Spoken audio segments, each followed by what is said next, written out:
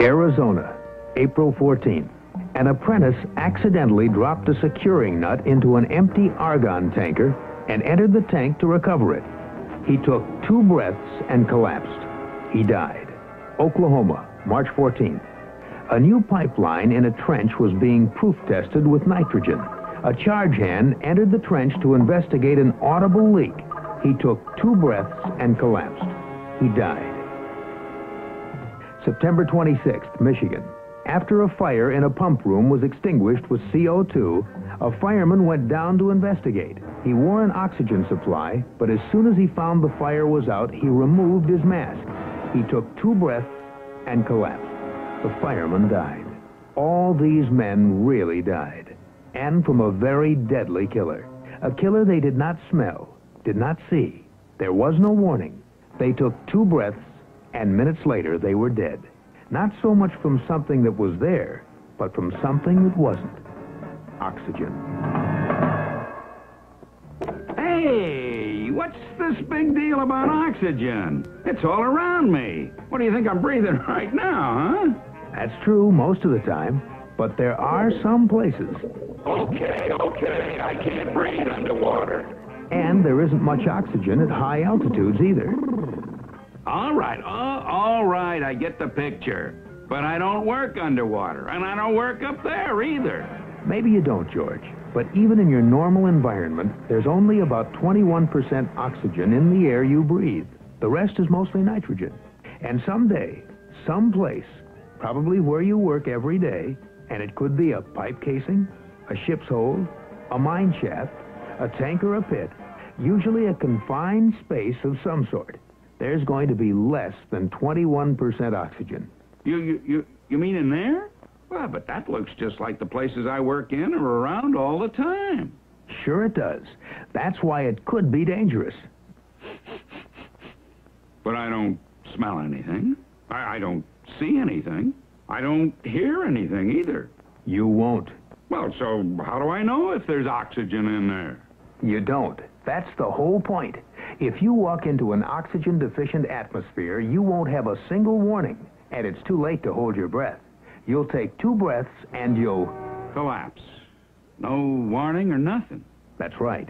Yeah, but you mean a few percent less oxygen can actually make a difference?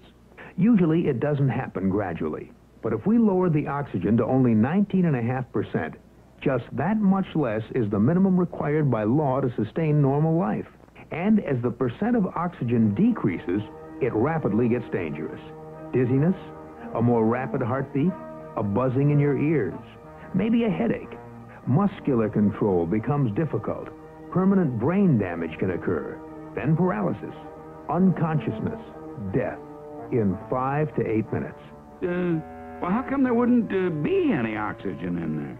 Could be a lot of reasons, George, but mostly because industry today uses many types of gases. Some of them precisely for the reason that they completely replace oxygen in a specific area. Some of these gases are poisonous, some highly flammable, but many of them you won't see, taste, or smell. Or a lack of oxygen could be caused by flame, fire, rust, or by the decay or fermentation of organic matter. So, I really don't know what's in there, do I? Oh, hi, Harry. Hello, George. Hey, hey, that's Harry in there. He's down. I gotta go get him. Stop. Think. Don't panic. Yeah, but there's no oxygen in there. Time is critical, but if you walk in there without oxygen, there'll be 2 men down. So scream for help.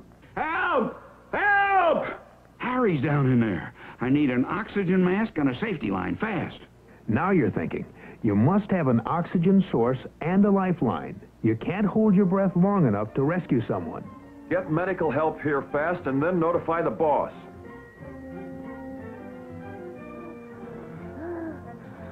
Hey, what happened? I don't remember a thing. No, you wouldn't, Harry. No oxygen in there. You know, we ought to have a program of some sort around here to prevent this kind of thing. Right. Prevention is the only cure. Be aware of the potentially dangerous oxygen-deficient areas on your job. And plan ahead. Know what you're going to do and check each procedure carefully. Monitor and test the atmosphere of all areas before you enter. Use a self-contained breathing mask when working in dangerous areas and always have them available for an emergency. Use lifelines and harnesses. And use the buddy system so someone is there to help you if you do get into trouble. When an accident occurs, think. Don't panic. Call for help. You need 2 or more people to help with the rescue. And you must have an oxygen supply and a lifeline with someone on the other end. Don't become the second or third victim. But most of all, prevent accidents. Don't enter an area of any kind without knowing what's inside, because oxygen deficiency is waiting for you, and there won't be any warning at all. All you'll have to do is take 2 breaths to